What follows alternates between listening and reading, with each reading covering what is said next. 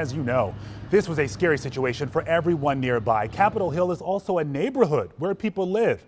Our Matthew Torres has been talking to people who had their day disrupted by all this. Matthew, it kind of reminded me of January 6th to a certain extent. What are people telling you there?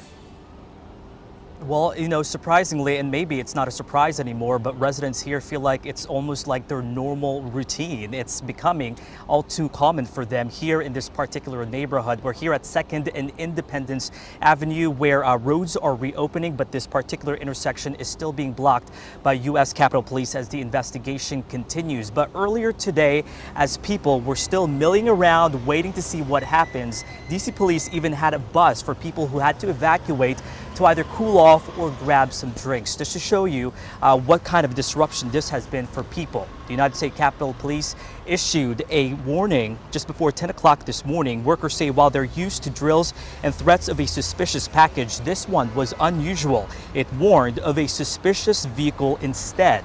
The Jefferson and Madison buildings had to be evacuated. Employees in other buildings were forced to stay put or move into other offices as this investigation continued. Officers blocking several intersections that some businesses near the Library of Congress had to close. D.C. Police also spending the afternoon canvassing parts of the neighborhood and asking residents to evacuate outside of the perimeter.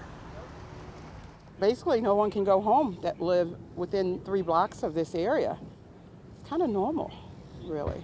I mean, that probably sounds weird, but living here and even on and off in the last couple years, it's like when I got off the subway to go to work, I saw the tape up, I said, okay, what else is going on now? And well, that seems to be the reality for that particular neighbor for tourists. It was a surreal and somewhat unbelievable sight here in D.C. during their first time experiencing the city. On one side, you had the large presence of police. On the other side, as you can see, little kids with parents still going about their day. But coming up at 6, hear from one of the employees who had to evacuate and really what the moment was that made her realize this was a dangerous situation. But for now, reporting live on Capitol Hill, I'm Matthew Torres, WUSA 9.